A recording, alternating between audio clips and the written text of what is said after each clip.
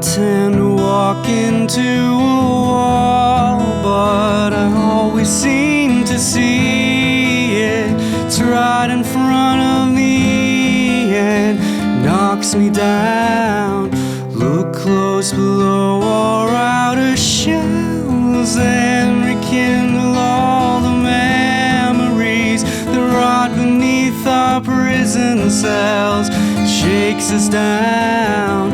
I can't take it anymore. I feel like running through the door, and I've seen this all before. I had arrived. Stop, wait just one more second. I haven't felt you yet, and it seems as though that I am feeling quite alive. Seems as though the phone is out of order. I need to make a local call. It won't take any time at all. It's just about a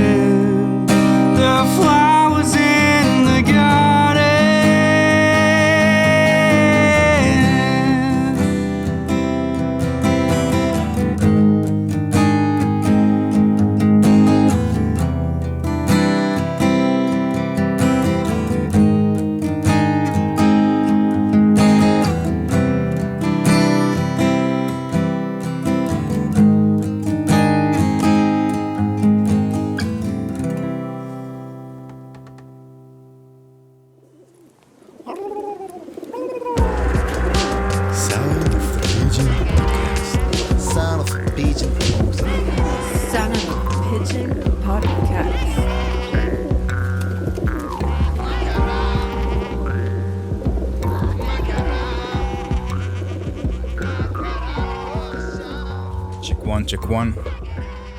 Check. Mr. Cody Gill. Welcome to the podcast, man. What's up? Thank you for coming. Oh, yeah, thanks for having me. You're quite a remarkable person. I did a little research about you. Oh, yeah? And we also talked right now.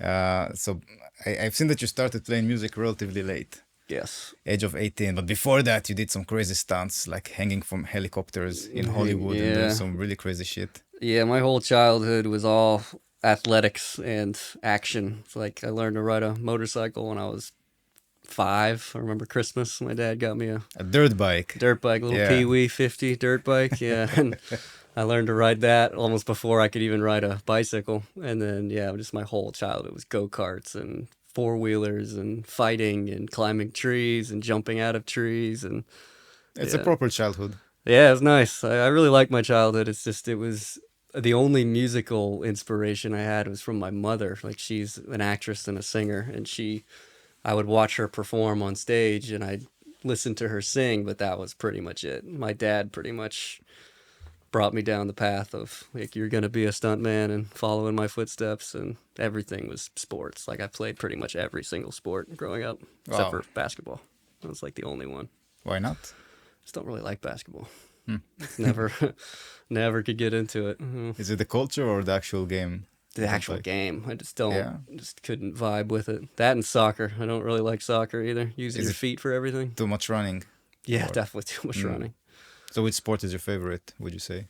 As a kid, I played baseball the most, I would say. I played baseball for like 9 years, and football was really fun, but the training was ridiculous. It's like you preparing for war, basically. Exactly, yeah. They have Hell Week too. So the first like 7 days that you're practicing, they literally run you till you're puking on the field and get shaking from exhaustion, and then you got all those pads on your shoulder and the Yeah. big helmet. And I was so used to just playing with my dad and my friends. And I was like, I can't see shit here. Like, I'm trying to catch the ball, trying to throw Yeah. the ball. And it was just such a different experience. So I played football for like a year. And then I was like, no, I don't like this anymore.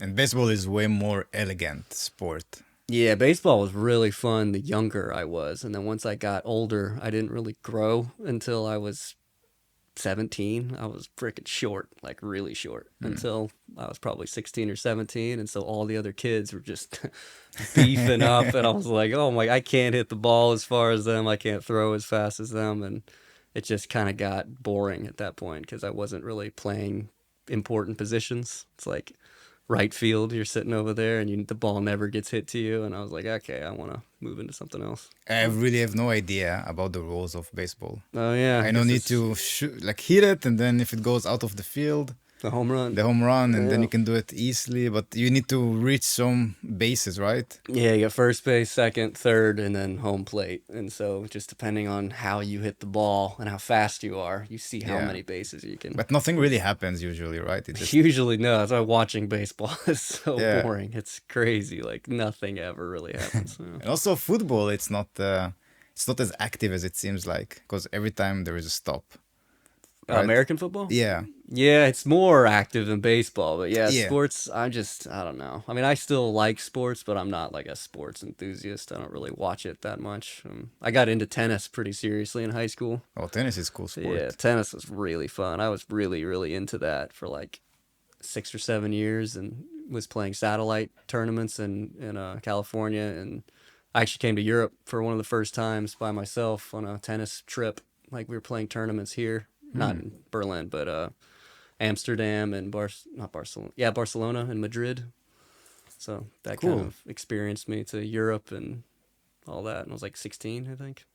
It seems like everything you do, you go there full power.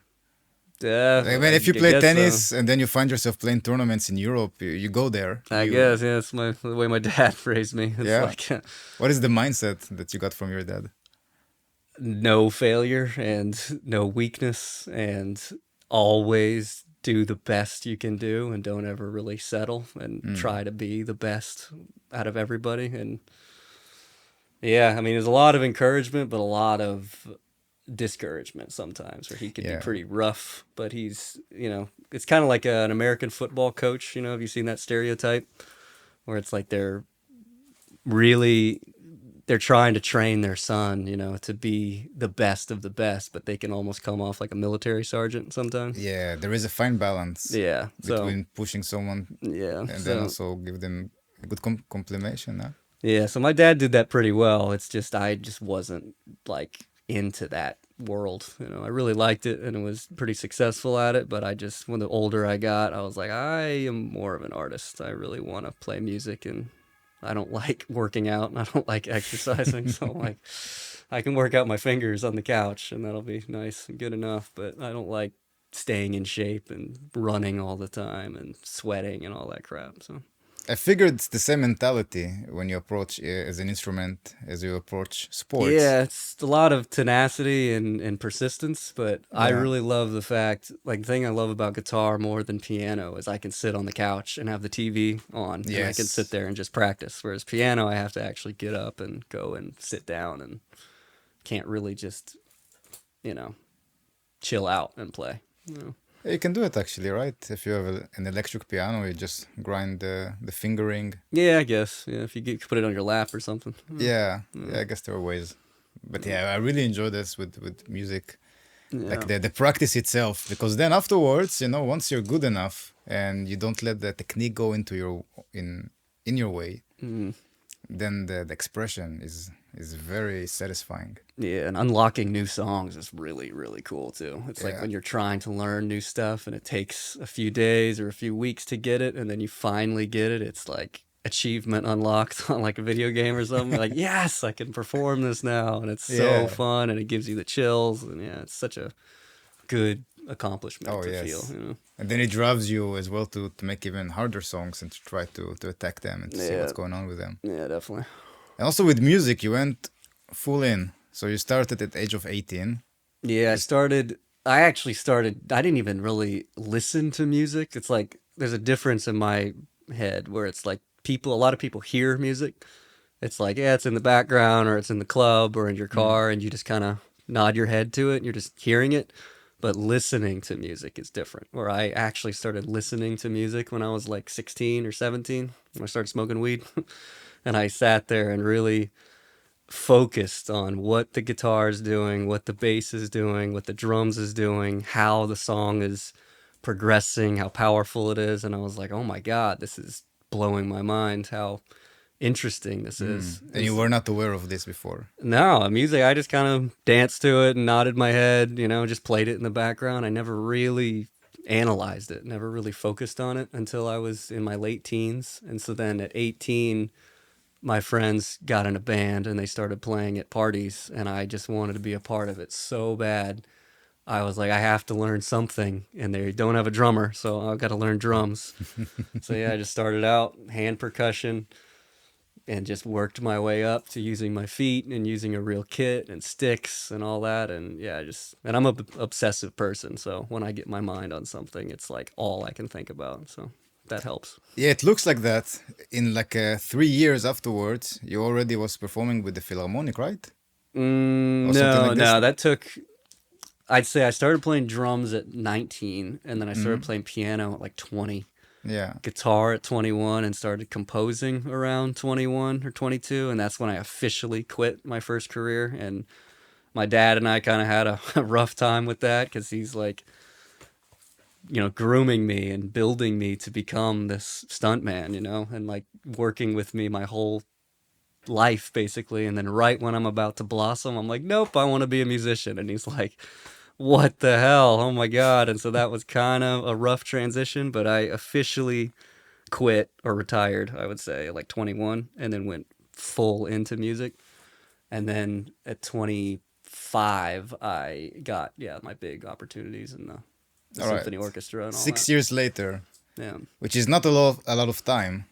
No. 6 years. I mean, it's enough time, but there are people who are grinding for decades. Yeah, I mean, that was a really, really lucky opportunity. It's just because I happened to go at it so seriously, and I started composing all my own music and doing music videos. And that's the really cool benefit of having a family that's in the entertainment business. Like my brother-in-law is a director, so he has all the greatest camera equipment and Yeah. dollies and all that. And he was like, okay, I got an idea for a music video. Let's go do it in the desert.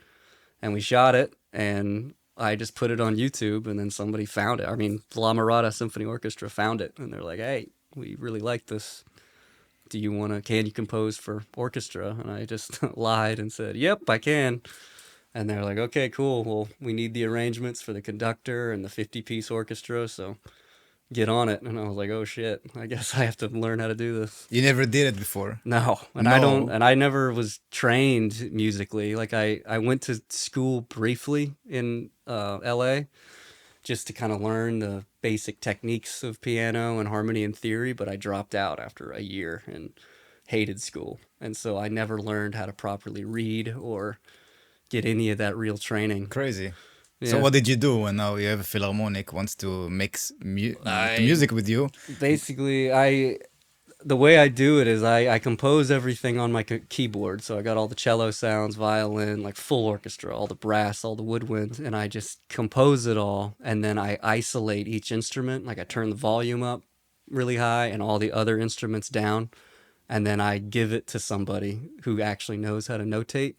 And then they pick it out and they notate it for me. And then I basically proofread it because I know music well enough to where I can see if something's off. I'm just not fast enough or good enough to be able to write it from scratch by myself. So I just worked with this guy who lived in Hollywood, and he said, yeah, I'll help you with it. How many instruments are you dealing with? And I was like, 50 probably, or like violin, second violin, viola, cello, flute, piccolo, bassoon, clarinet. So I wrote all those out. I left the brass section out because it just didn't really sound good with the song that I had. But I was like, yeah, I wrote all this stuff out, and I've got all the melodies and harmonies ready. And I just worked with him, and he was like, okay, well, this is how I would write all the notes. And then I took all those sheets home and listened to them closely and just made sure everything sounded right. And I was like, okay, I guess kind of learned on the spot or learned on the job of how to notate everything. And because you have to notate everything for orchestra, Yes. like every little accent piece, every crescendo, every pianissimo, double forte, and like the musicians won't really know what to play unless you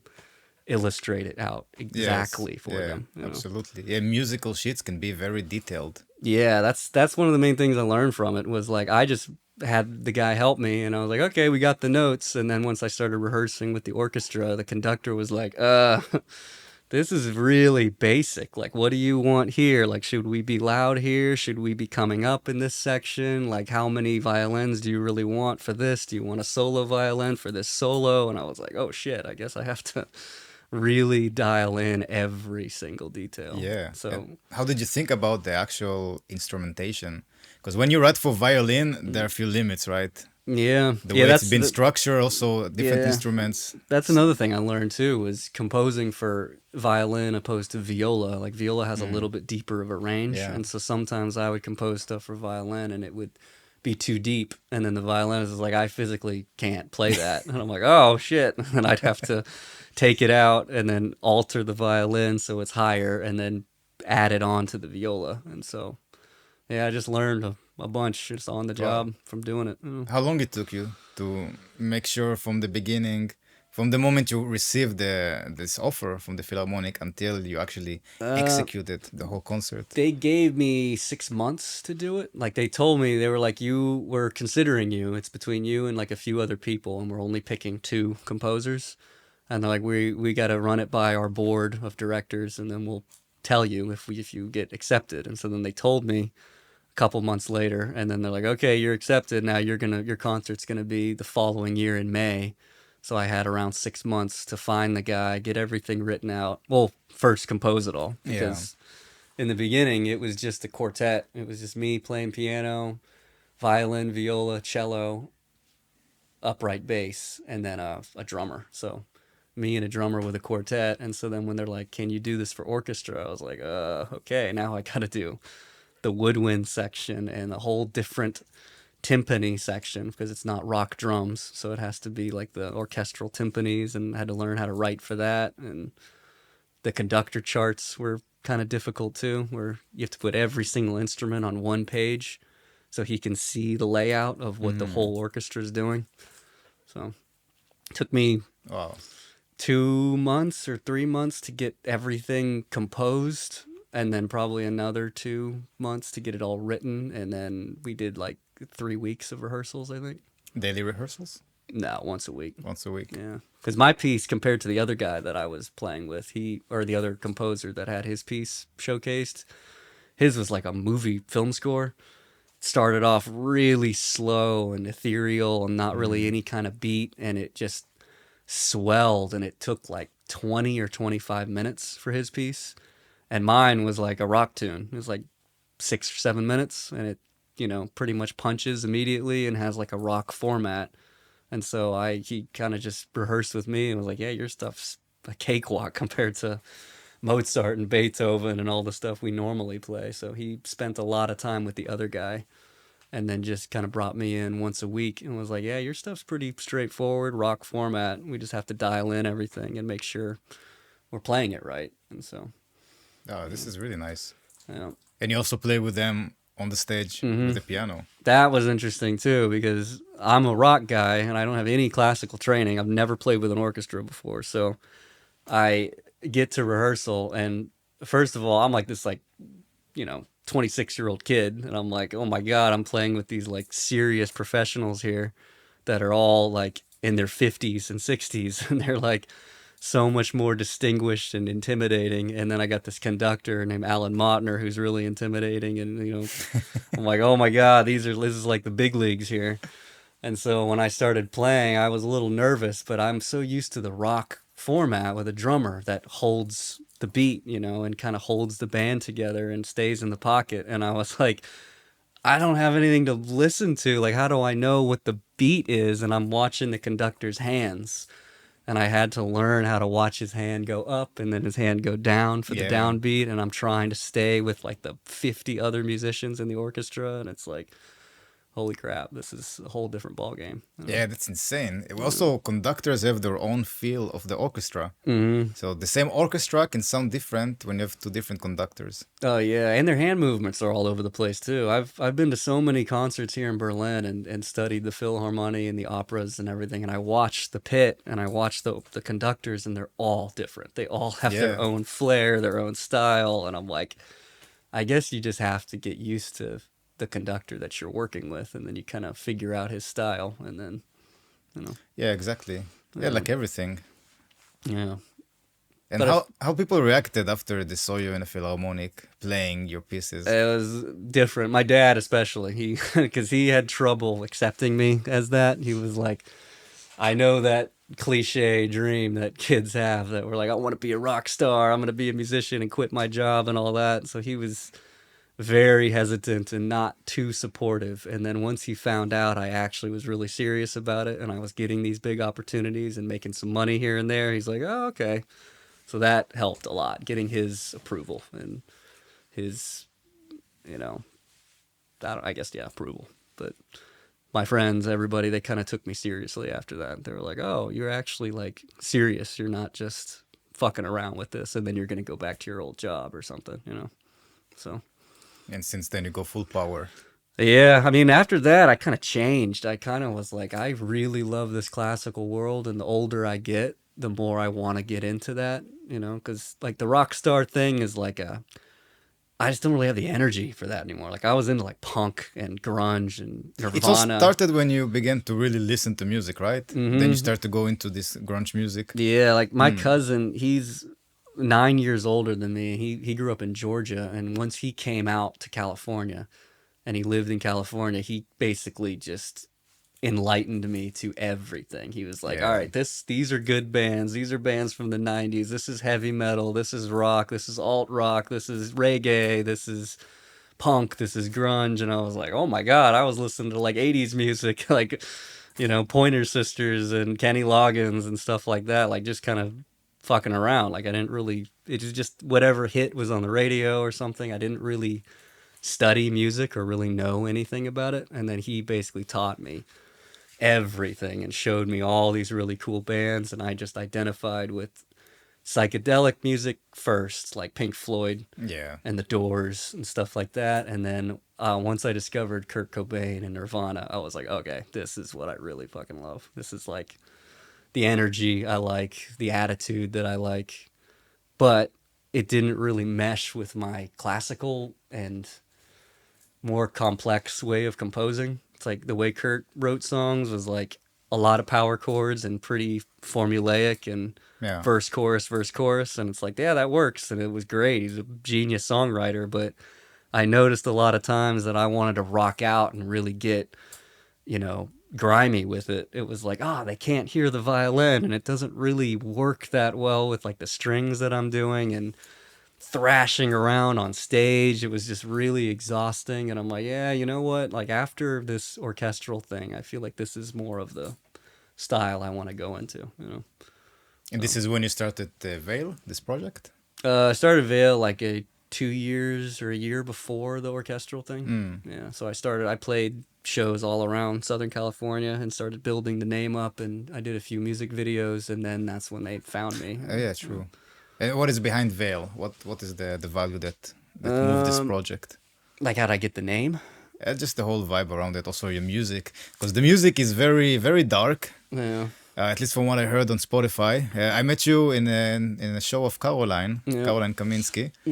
And then afterwards, on my way back home, I told you I'm going to listen to this album because you got me really curious about what you're doing. And I was very impressed by how everything sounds, how the production is, how the mixing is, and also the composing of the music itself. Thank you. It's very, very spacious, but also very dark, very elegant in the same time. That's kind of the reason I chose Veil, is like I was trying to figure out a band name, and I didn't want to just call myself like Cody Gill, because number one, there's already some dude in the US it's called the Cody Gill Band, and he's like this He big took ownership on your name. yeah, he's like this big fat dude with a big red beard, and he plays bluegrass music, and it's like, that's so like, I'm always getting confused with him. You know, if anybody types in my name, it's always that guy. And I was like, ah, crap. Okay, I can't really use my name. So I also really love the idea of like for example, Trent Reznor with Nine Inch Nails. Like Trent Reznor writes all that music, but he calls his group or calls his music Nine Inch Nails. And so that's what I really liked of like, even though I'm composing everything and I hire different musicians, I like that it's just a name. It's not really attributed strictly to me, you know? So Vale, yeah, I liked that name because it sounded kind of creepy, but also really pretty at the same time. So Creepy and pretty. What is Yeah. creepy about it for you? just Vale, I don't know. It just sounds like a creepy word to me. I don't know. Sounds something vicious. Yeah, and I really like the letter V too. I kind of wanted something with a V, and so. But I'm running into a problem with that too because Vale is such a common term, common word. Every time you try to find me on YouTube or Spotify or anything, it's like you have to wade through a bunch of different veils and Pierce the Veil and Black Veil Brides who have Yeah, true. millions of hits, and it's really hard to find my stuff unless it gets really popular. So. And you're not gonna do any rebranding for Veil. No, I've already done so much work with it, and already I have so much social media attributed to it. I have a tattoo of it, so I'm like, no, I can't. It cannot be erased now. I just have to keep getting more exposure and then outshine those other veils, you know. So Yeah, and how do you do that? How do you get more exposure? What is the strategies? doing stuff like this. Yeah, this is one of it. Yeah, this is one. Playing around in just live shows. Also, I really need to find a manager. That's what I'm going to work on in these coming months. Is I suck at promotion. I suck at building myself up and trying to do social media and all that. Like I do the best I can, but I really need somebody with business savvy to take my career and be like, okay, I took your music and I want to sell it to all these places, or I want to get you in these venues to play, or I found these bands that you'll probably sound good with, or, you know, anything, just to kind of take my career into the more lucrative business side of it, because I just basically was just a musician hanging out, smoking weed and playing my stuff, and I didn't really push it too much with the, you know, professionalism, you know. Yeah, that's something that musicians have some trouble with, Yeah. or artists in general, because then how much do you price your own art? Yeah, and it's so weird too. I mean, you meet a lot of people in LA that love talking about themselves and they love bragging and name dropping and all that. But yeah, a lot of musicians that I meet and artists, yeah, they're like, "Oh, I don't want to talk about how good my music is or how, you know, I don't want to promote myself. I'd rather have somebody else do it for me, you know." What do you think it's the reason why musicians or artists don't like to promote themselves? It's because I think it's just because they tend to be more sensitive people that they're introverts. They don't really like. More critic about themselves? Yeah, and they're more critical. They don't want to be pompous or arrogant. And it's like just opposed to. I don't want to step on anyone's toes here or insult anybody, but it just musicians just tend to be a lot more subdued and lonesome. You know, they like being alone. They don't really like talking so much. You know, like opposed to actors or actresses or, you know, I don't know, other artists. I don't have so much experience with actors, Yeah, with actors and actresses. Yeah. Yeah, that's I have a lot of experience with them from living in Hollywood. They're more and all that. extroverted. Oh yeah, Yeah. big time. That's Yeah, almost it's like part of their job, right? To that's be all yeah, over the place. One of the main qualifications. Yeah, they all start out in their families being like the most entertaining one, the loudest one, the one that's always putting on a show, and then it's like, oh, you would be perfect for acting because that's exactly what we're looking for most of the time. Yeah. You know? And musicians, we like to go somewhere in our corner, practice the instrument. Yeah, opposed to singers. Singers tend to be more like actors and actresses. They like the spotlight, they like the attention and all that. But guitarists, pianists, bassists, drummers, they like kind of hanging out in the back. And Yeah, bassists especially. yeah, There's something about bassists. They're very modest. They're very been drawn to the dark side of Yeah. the stage. yeah, they just kind of hide in the background and hold the beat, you know, hold the Yeah. groove. And it's like, okay, cool. And how is it for you in Berlin? Because you came from a place which is full and very vibrant of music life, which is very similar to Berlin in a way of the vibrant and how many people you can find to do music with. But mentality-wise, I think it's completely the opposite of Los Angeles. I wouldn't say completely the opposite, but it's a nice breath of fresh air after living there my whole life. Like I grew up like I mean not in Los Angeles or Hollywood, but like a suburb. It's kind of like me growing up in Spandau or something, like 20, 30 minutes away. So I was always in Hollywood, and then my family being in the entertainment business, it's just all you're surrounded by Yeah. everybody that's in that business.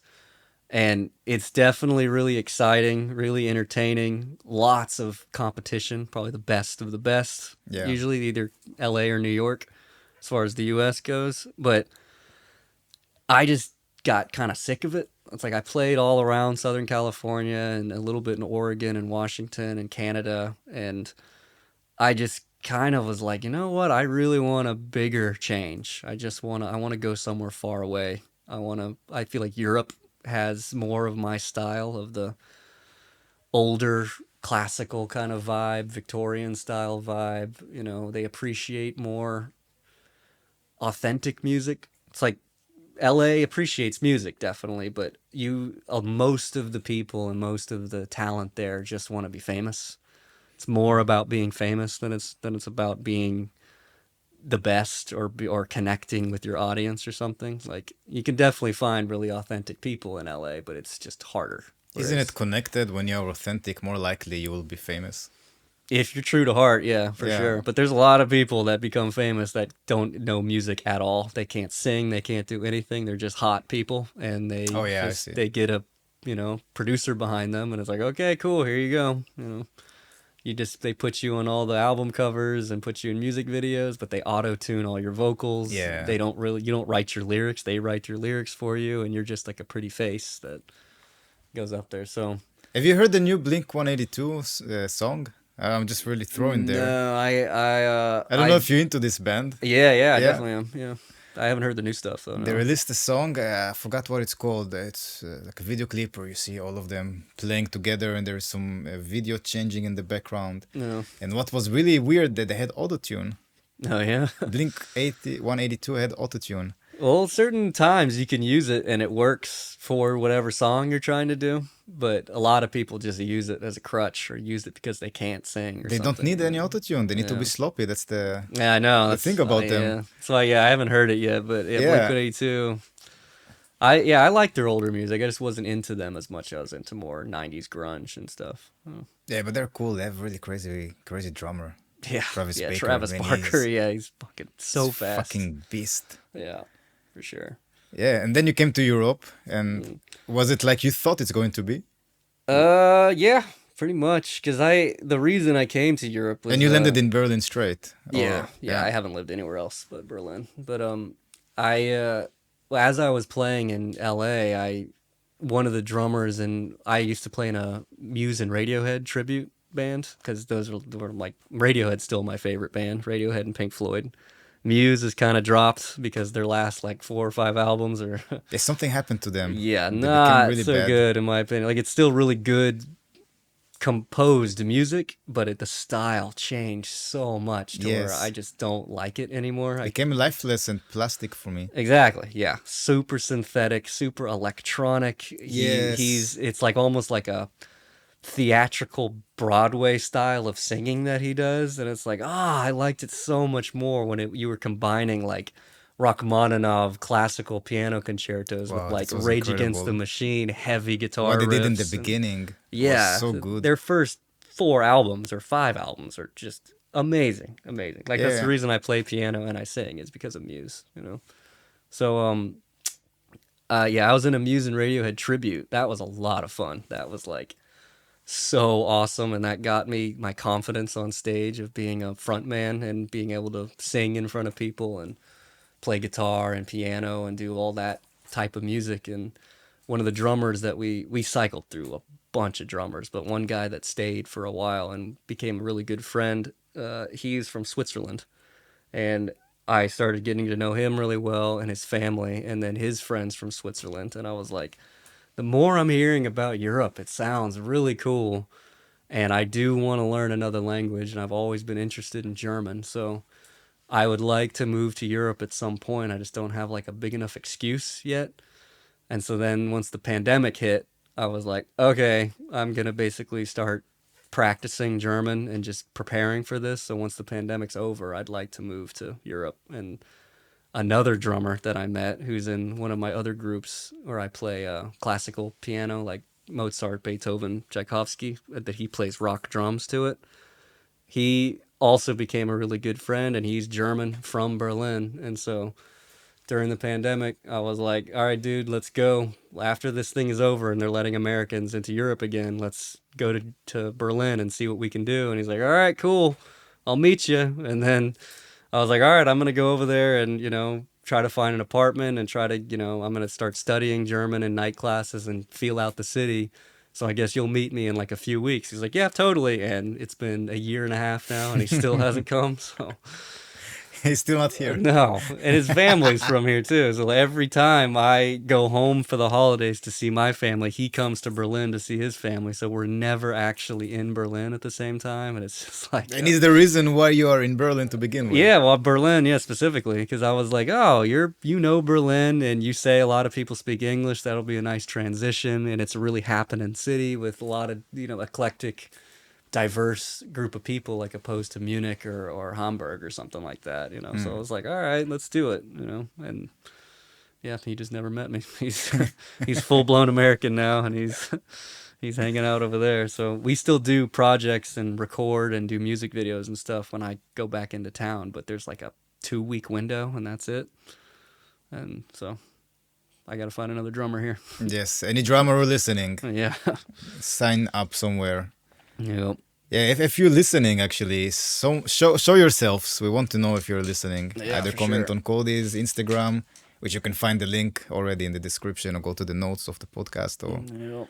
Yeah, podcast on Spotify, podcast on Apple, comment on Spotify, comment on Apple, Instagram, whatever. Show us that you're here. Yep. I'm really curious how many people are listening to every podcast. Well, How many people do you think are listening? I have no idea.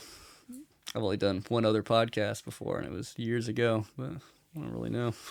Yeah, I have a platform where I publish it, I promote it. It's called Fountain. It's a podcast 2.0. Do you know this concept? You know the concept of Web3, of blockchain, Well, I've heard of that. Bitcoin. Yeah, okay.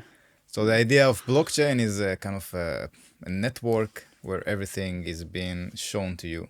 Okay. And you cannot really fuck the system unless you have more than half of the power over the system. Yeah. So what it really means that you have some computers that are validating the code, and you need to have more than half of the computers that are already validating the code if you want somehow to change it, which makes it very, very secure. Yeah. And what is interesting about it, because it's so secure, you don't really need any third party Oh, nice. to transfer money, let's say, or transfer any value through this blockchain.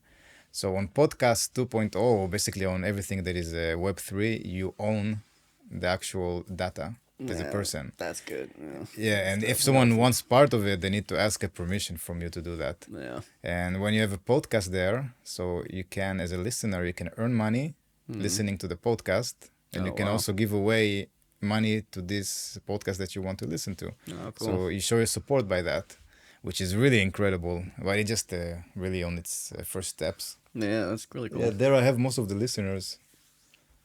Nice. It's so cheap to promote there. Oh, yeah. Yeah, it's a small network, so Yeah. there's not many people who are promoting. And on the internet, the more promotions that there is on a certain platform, the more expensive it is to promote. Oh, yeah. Yeah, like if you would promote in Facebook 10 years ago, it would be so cheap relatively for today. Oh, yeah. Yeah, Yeah. It's just for podcasts or it's for all media? yeah, just for podcast. I don't know. Maybe they have something as well with music. Yeah.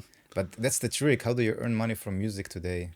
I don't know. I mean, speaking of what you just said about you don't have to go through a third party and you own everything yourself. That was something that I was very aware of when I started out because I knew the business was changing so much, and I'm such like I mean, even though I'm younger than the music that I listen to, because like I grew up in the 90s, and it's like all my favorite bands were in the 90s, but I didn't listen to them until 2 decades later.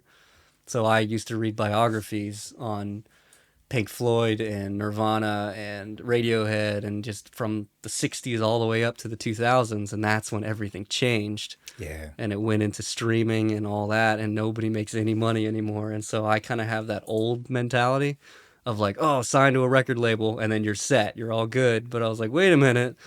I've been hearing a lot of people getting screwed over. It's like Taylor Swift, which she like doesn't Yeah. own any of her music, and she has Yeah, to buy man. all of it back, and it's And re-release everything back. so that Yeah. sucks. Where it's like it's kind of like the same deal with like American Idol or what's the one with the 3 X's, The Voice or The whatever it's Voice, called. X Factor. Yeah, all those shows, those singing competitions or musician competitions, those I've had a lot of people tell me like, "Oh, Cody, you should definitely like try out for that. You got to do that. That'll be so cool." And I'm like, that's like a death sentence in a way. It's almost like dealing with the devil, you know? You make a Yeah, deal with the man. devil, like they'll make you famous really quickly, but they own your ass. They own Absolutely. everything. They own your image, they own your sound, they own any places you want to go and promote. And it's like that's one of the main things with their contract is yes, we'll give you exposure and we will take you to the top, but we own everything. So Yes.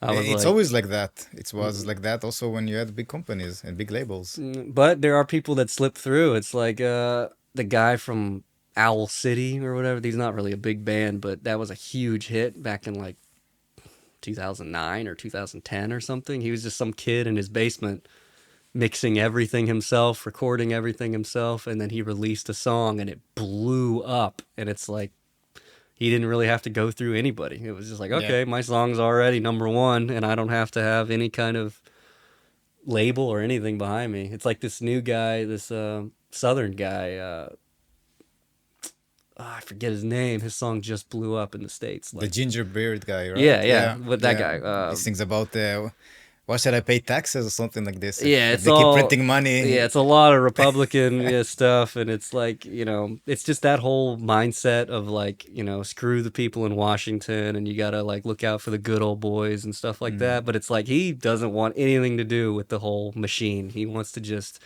hang out on his farm and play his songs and just record the stuff. And it's like he made a statement of like, I don't want this, getting your claws into me and owning me. Like, I want to just do this on my own and just have fun playing music. And now he's, selling out arenas and everything. And it's like, Yeah. I'm sure he has to have some type of machine behind him, but he didn't sign over his soul on a contract, Yeah. You know Steve Vai, the guitarist? Mhm. So he was playing with Frank Zappa. That's how we got exposed and it got big. Yeah. And Frank Zappa told them, always own your own music. Yeah. And that's what he did. And he did his first tour, I think, as Steve Vai. He was playing with David Lee Roth, I think, before he started his solo project. Yeah. And all the money that he received, he basically put it into a record studio, a music studio. So he had all the equipment that he needed. And back then in the 80s to do this kind of stuff, it's not like today where you buy everything in 2,000 euros. Yeah. It's really expensive back then. Oh, yeah.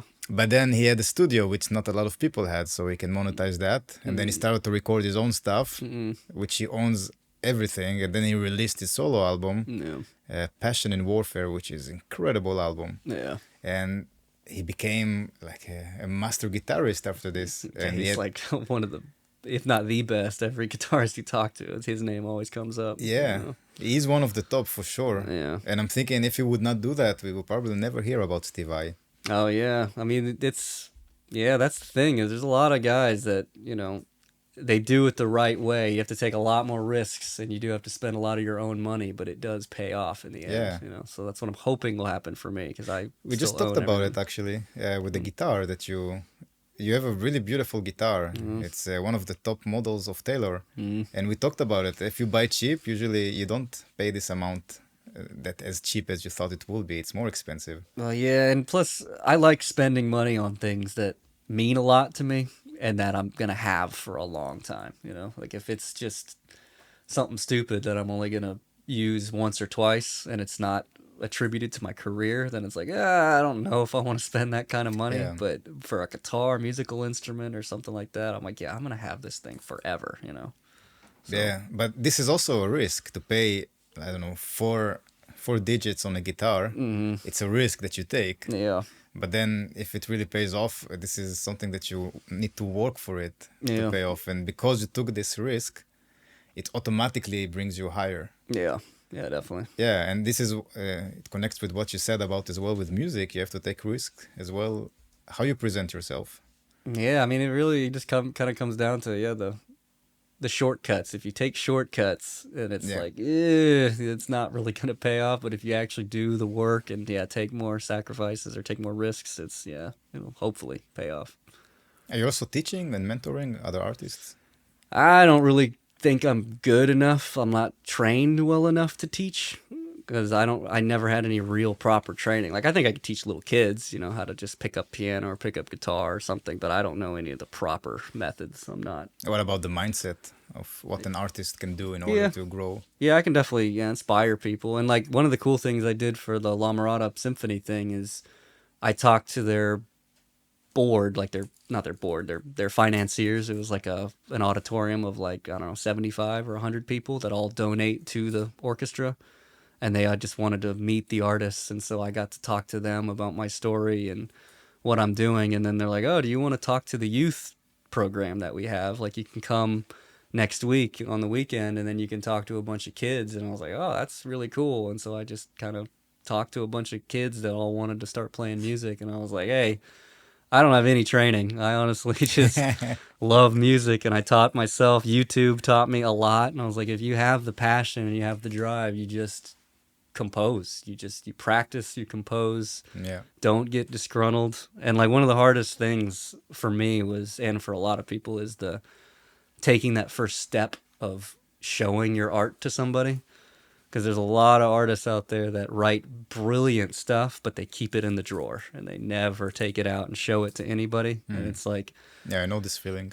yeah, Why it's so scary. to yeah. show Well, it's our like you're art. naked. It's literally like you're standing out there in the middle of the intersection or in the middle of the street, completely naked with your dong hanging out. It's like, all right, look at me, here we go. And it's like, you just gotta hope people like it and people don't criticize. And even if they do, it's like it's art. You can't really criticize art. It's all kind of in the eye of the beholder. Yeah. So, but that took me some time. When I first started playing on stage in the tribute band, I couldn't talk to the audience. I could barely sing. And I had my cousin talk and say, hey, thanks for everybody for coming out, and we're doing this and doing that. And I couldn't even speak in the microphone.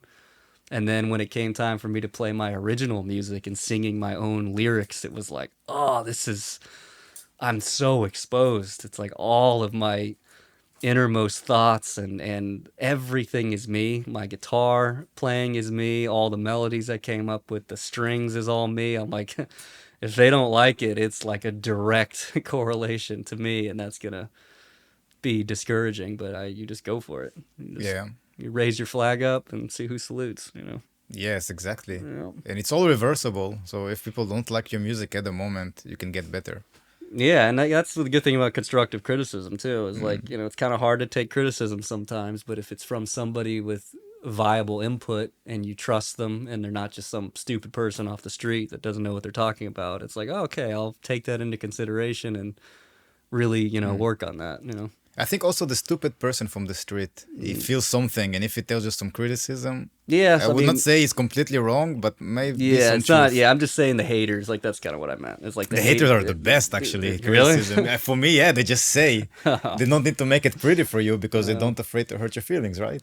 I mean, I had that a few times. There was a website I used. It was called like Number One Music or something. It was just like a streaming site that you use before Spotify really got big or anything like that. And I just put my music on there, and then you get reviews of your music, and it's like By random people. yeah, random people. And I'm like, oh man, like that toughened me up a lot. Like Ooh. reading review after review after review. And it's like they always say, where you read like 5 or 10 good ones and then one bad one, and the one bad one stabs you in the heart so bad. And it's like, oh fuck. And so I read some bad reviews about my music, and I was like, I don't agree with some of that stuff, but there are some really good points in there that they're making. Yeah. And so, it helped. I think every criticism is helpful. If someone tells you you're fat, you might be fat. And if someone tells you your music sucks, maybe your music sucks. Yeah. But it's not something that you need to encourage. Not encourage. What's the opposite? Discourage? Discourage. Yeah.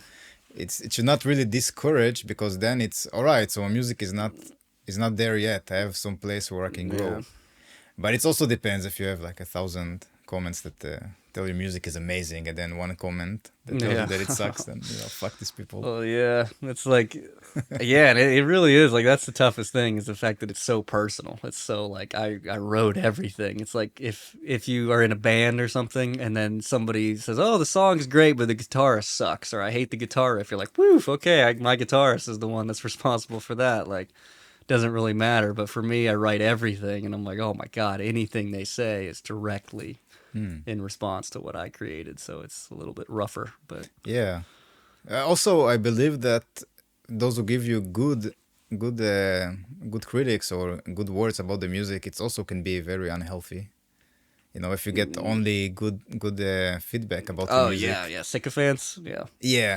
That's why Donald Trump is so crazy. He surrounds himself with people that are always saying yes to him all the time, and so many other politicians are like that, and celebrities are like that. It's like they eliminate anybody that criticizes them, and then they're surrounded by yes men, and it's like... Do you think they really eliminate all those who will criticize them, or maybe they just people are too scared to criticize them because of their status? Well, Donald Trump definitely. I mean, I know everybody uses him as an example for everything, but he's one of the biggest examples of like, you made fun of me or you said something negative about me, I'm going to destroy you and you're never going to be in my circle ever again. And so watching his presidency, you just notice that his cabinet and everybody around him turned into total ass lickers all the time. And it's like, but there's so many people like that. A lot of celebrities get like that, It's nice when you have a lot of people just validating you. It's like a drug, yeah, but it's like you said, it's unhealthy. You need people to tell you the truth sometimes, Yeah, you can just go into your own bubble.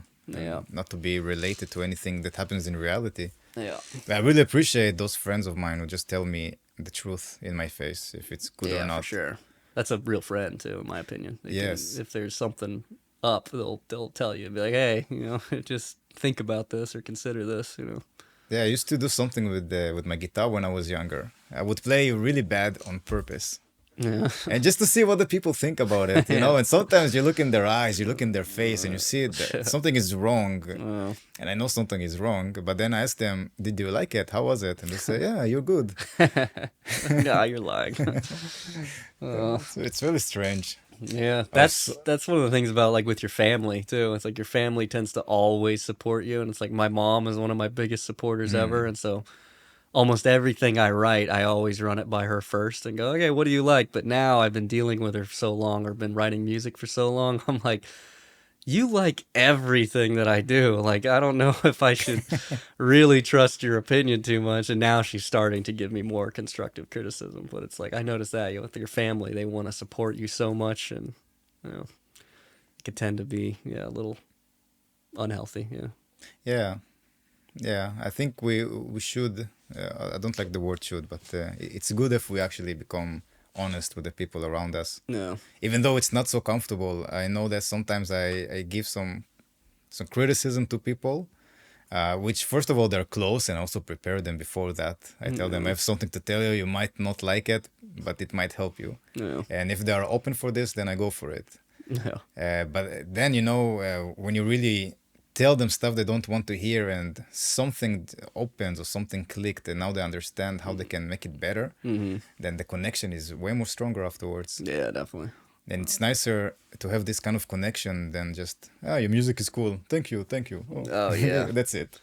Yeah, that's like when I listen to other artists and musicians that invite me to their shows, I always remember like the song names and I remember parts of the song, so when I talk to them afterwards I can give them more detailed analysis of like, oh, I really like the opening song that you did, or I really like the chorus of this other piece, and it's not just like, oh, good job, all right. Yeah, this is amazing. Yeah. I learned that it's called, there is a book, it's called Nonviolent Communication. And this guy, his name is Marshall Rosenberg, and he basically tells what you said right now. If you give someone a compliment, don't tell them you look good. Tell them, I like your shirt. Yeah, be specific about it. Yeah. And this really shows that you pay attention. You're not just nice. Yeah, definitely. Yeah, and this is so important, these communication skills. It can open so many doors. Yeah. You came here without friends to Berlin? Yeah, by myself. Really? And I had Swiss friends, and so... In Berlin? No. In Switzerland? Switzerland, yeah. It's a great place, Switzerland. Yeah, no, I'd love to live there, but it's ridiculously expensive. It's like crazy. But if you are living there and you're working there, it's normal. I guess so. I'm Yeah. trying to learn more about it, but every time I talk to people, they're like, "Oh my God, it's insanely expensive," and the German is way different. So I kind of want to get Yeah. better at my German first, but maybe one day.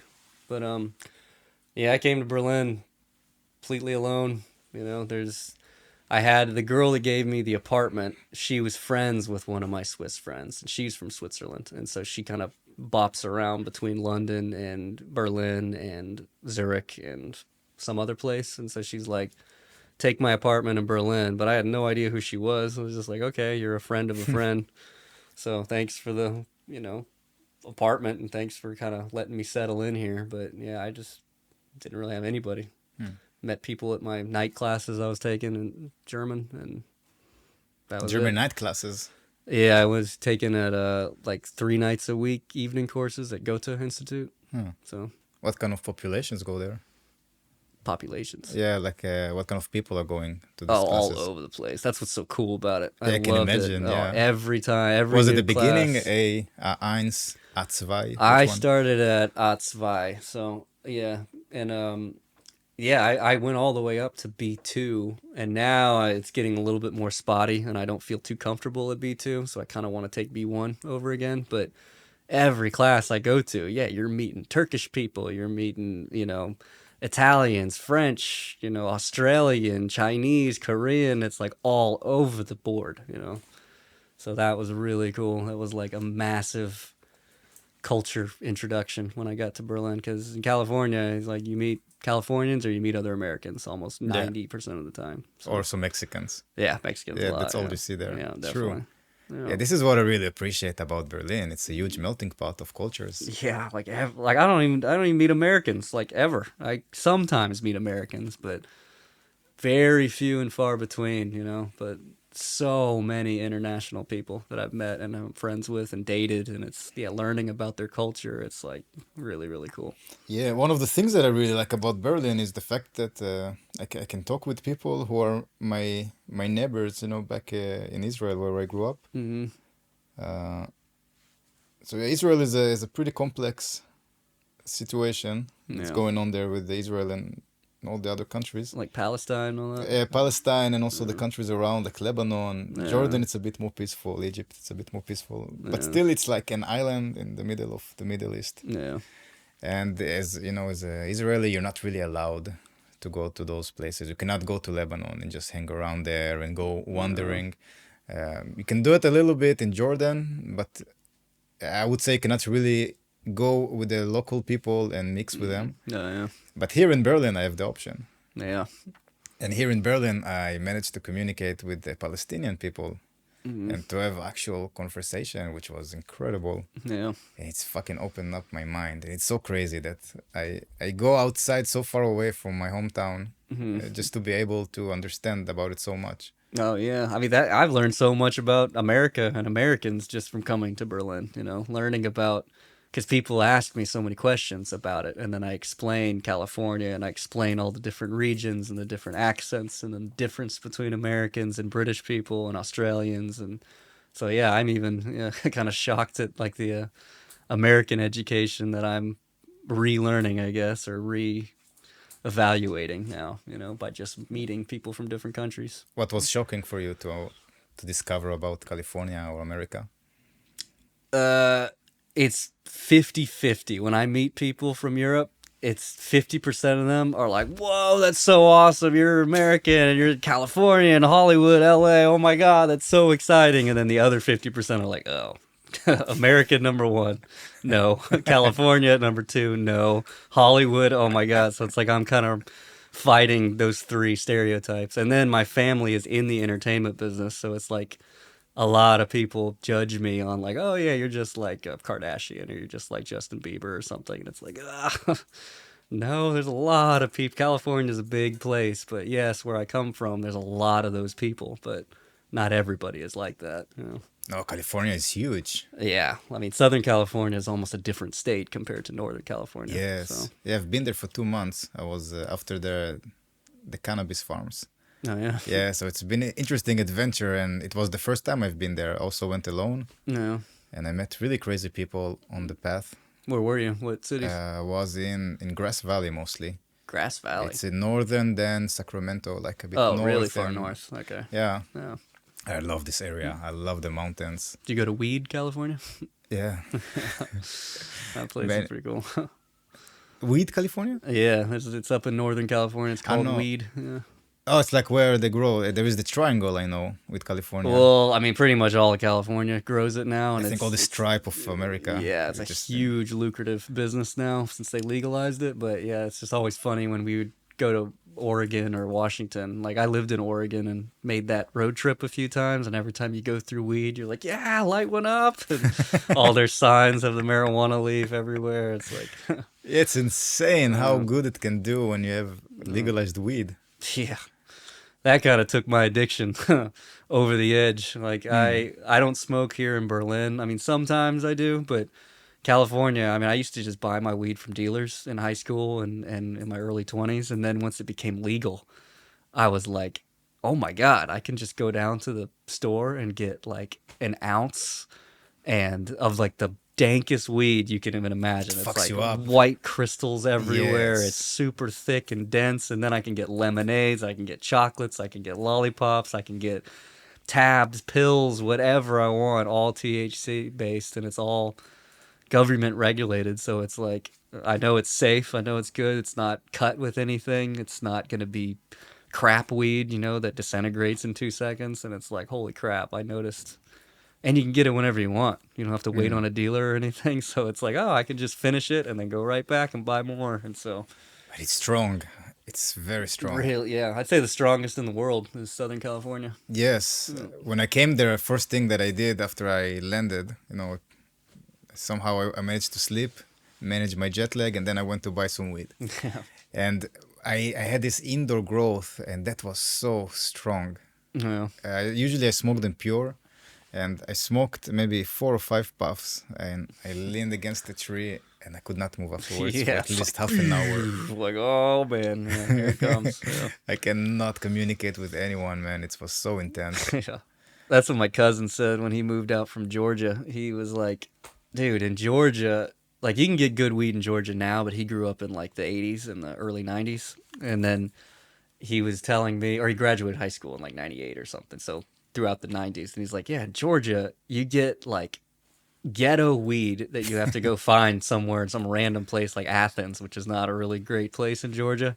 And then sometimes there's like teeth in it and there's hairs and Teeth. yeah, like cause it's like a drug deal gone wrong, and then they just pack it up and somebody got knocked out and their teeth. wow. He found a tooth in one of his Wow, this is blocks of weed. hardcore, man. Yeah, Holy and shit. he was like, "Yeah, we could literally roll like 4 or 5 joints or blunts and just smoke them by yourself for like 20, 30 minutes probably." He's like, when I came out to California and I smoked your weed, it's like, yeah, 1 puff and it's like, holy shit. Yes. This is a whole different deal here, you know? There is this stigma about Americans that they like to take everything and make it more. Yeah, bigger. Yes. Always. And you have those like THC resins, which are like 99.999%. I got into THC. that. Yeah, for a summer I got into that. With this glass thing that you need to have a torch to warm it up. Yeah, what's it called? Dubs. Dabs, yeah, Yeah. dabbing. Yeah, it looks like a science experiment, and they're like cooking everything. And yeah, I never got into dabbing, but I got into vaping. I tried vaping, Vaping is nice. vaping weed. Yeah, but I didn't really like the water droplets in my lungs. I could not get used to that. Was it normal vaporizing?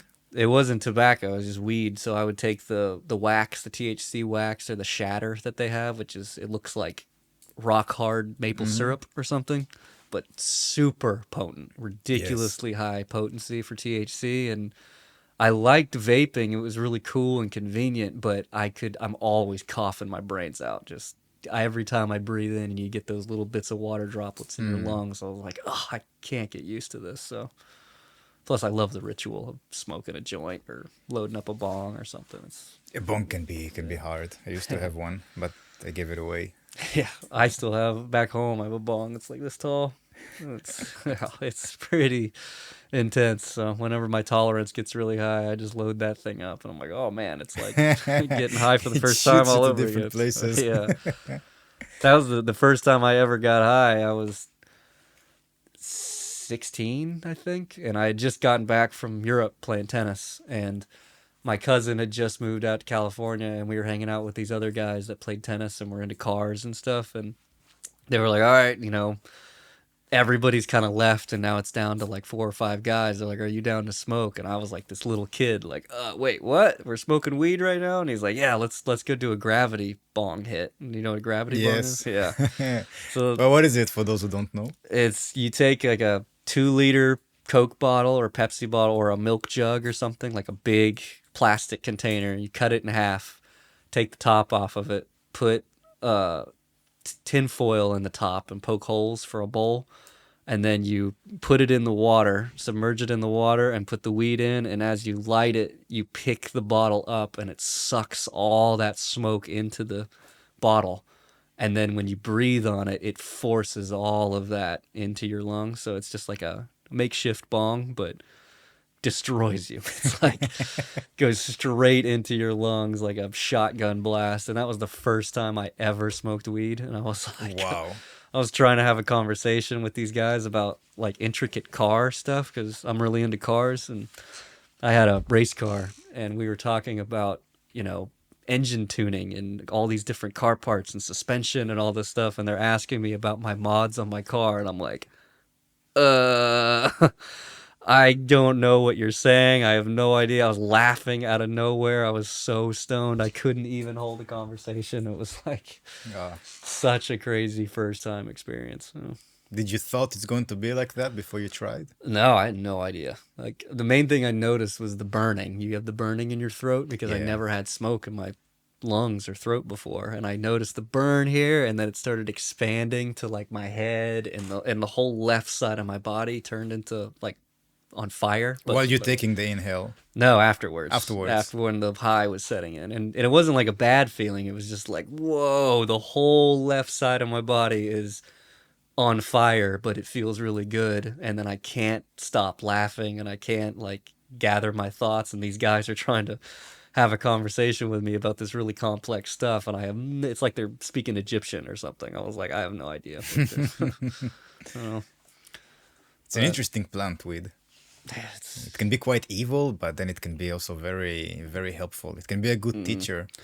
Yeah, I owe a lot of my composition and a lot of my music ability to that, because that helped a lot. Where I just, like I said, after my first career, I mean, I made enough money, I didn't have to work, and so I moved up to Portland, Oregon. I grew my beard out long. I had dreadlocks, and I didn't take showers, didn't take out my trash. I just basically stayed in my apartment like a hermit and practiced all day long, smoking weed all day long. And it's just like perfect for it, perfect for, like, I reached a point to where I noticed, okay, I can get up to a certain level of progress, but when you want to do something more proper, not so sloppy, it's like the weed was making me sloppy. It was like making me kind of lazy, but it was perfect for just doing finger exercises and trying to understand things. And then it gives you a different mindset when you listen to different songs. And so that was a great teacher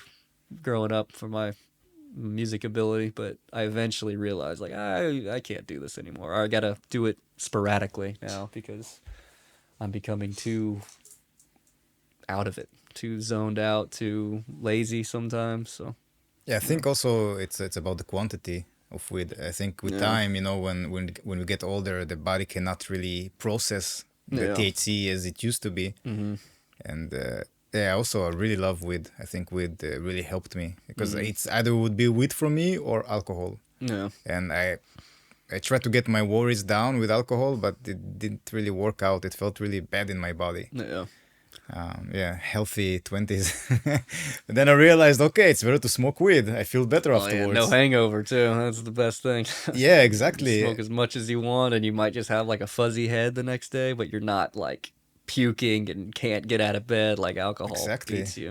And also with alcohol, I never could really be like a laser focus on something. With weed, wow, sometimes I could go really deep into the whatever it was there. Mostly it was music, but sometimes it was also television, some visuals. Yeah, that's the one thing that kind of, I won't say tripped me out, but kind of just really put things into perspective was I was smoking so much weed in California And when I quit my career and kind of dropped out of music school, I was like, I need to just reboot my whole life. I want to get away from my family, get away from my friends, my old career. I want to just move up to some random place and get into music full time. But I was like, I'm smoking way too much weed. I need to get my head straight and figure this out. And so I went up to Oregon, and I was sober for like the first month, but I was still in that mindset of I want to smoke weed all the time, and I'm still so young. Like I was like 21 or 22 at the time, and I was like, I really want to smoke, but I know how bad it is for me, but I just got to stay strong and see what I can do here sober. And I kind of played music, kind of met some people, didn't really do anything that much. And then right when I scored weed off the street, I just found some guy, or he found me. He saw my dreadlocks and was like, "Hey, you want some weed?" And I was like, "Oh, yeah, perfect." And so he gave me some weed, and I remember smoking it and then watching a movie that I've seen a million times. It was almost like a stupid movie, like the South Park movie or Team America or something.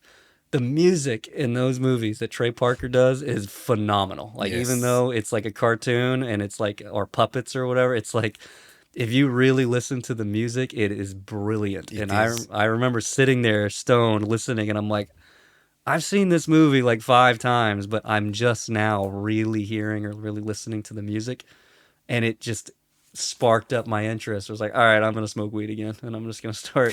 I was like, this is my time. I'm young right now. I'm just gonna go for it. I don't have to hold down a regular job, so I'm just gonna go for it. And that was one of the best years of my life, was hanging out in Oregon. And how did you stop?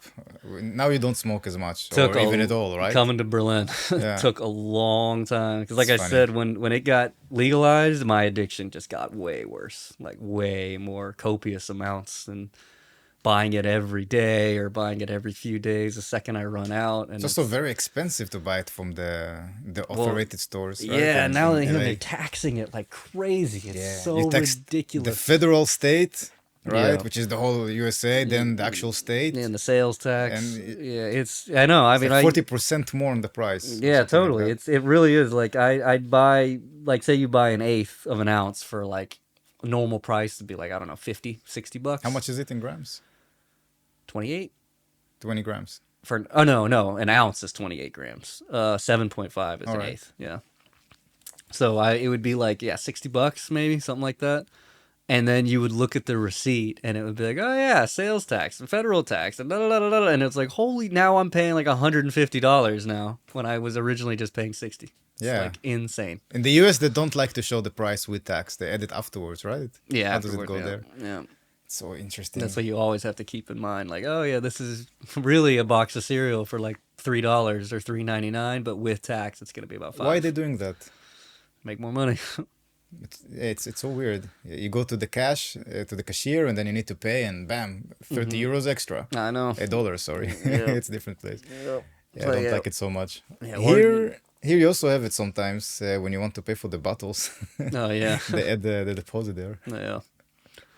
Yeah, I mean, Oregon didn't have a state tax or a sales tax. That was something that was surprising to me, where okay. everything I bought, it actually shocked me. I was like, wait, this actually costs what it says? Like, it actually is only like $3.99? So Holy it's only crap. California thing.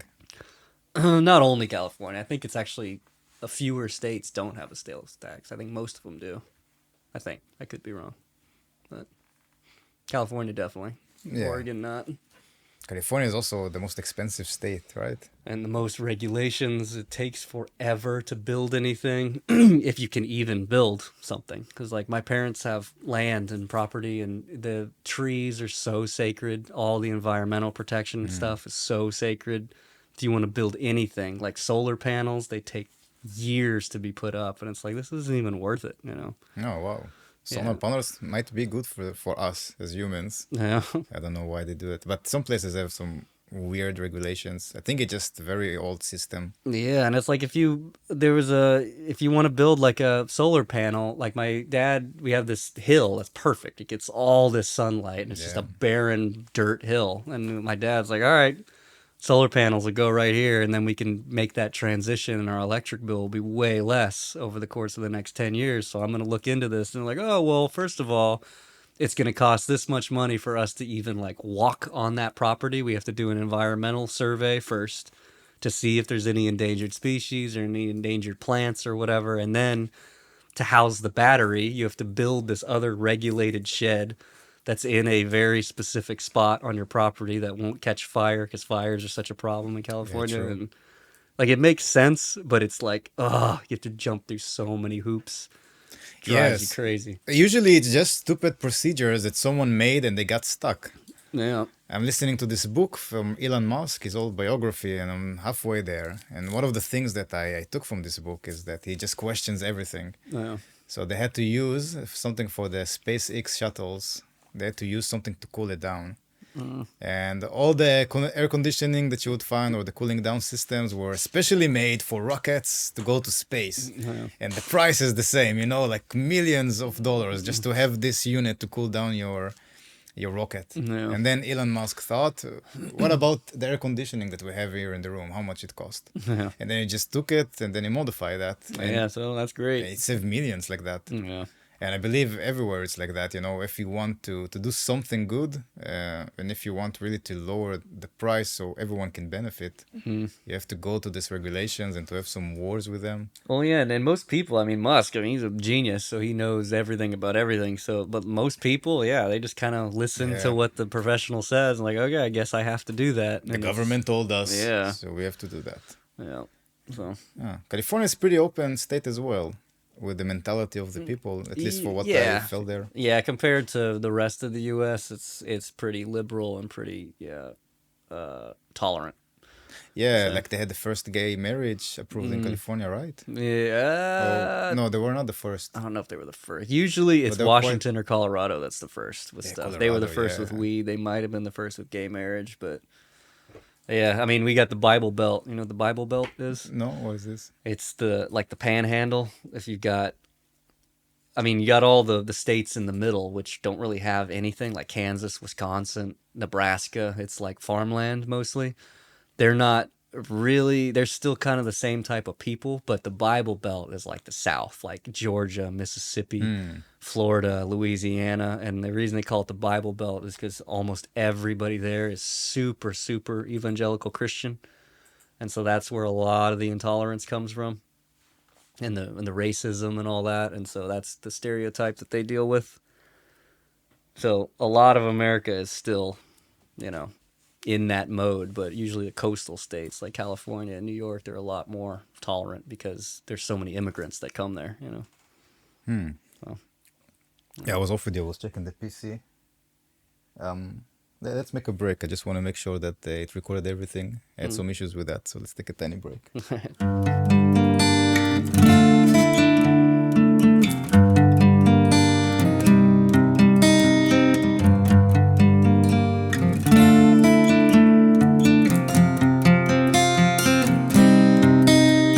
Save for your gravestone. Take all the blame for playing the scapegoat.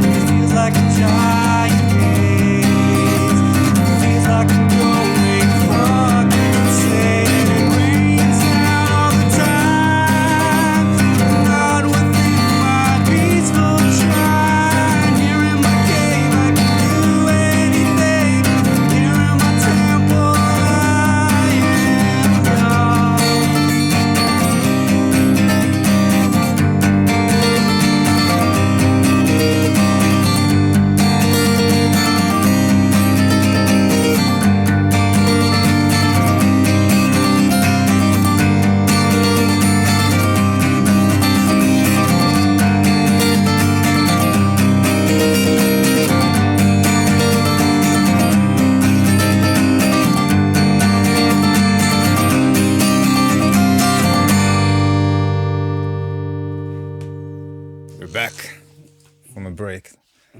Yeah, we were talking about the openness of the Californian relatively to the Bible. How did you call Bible them? Belt, yeah, Yeah. Panhandle, yeah.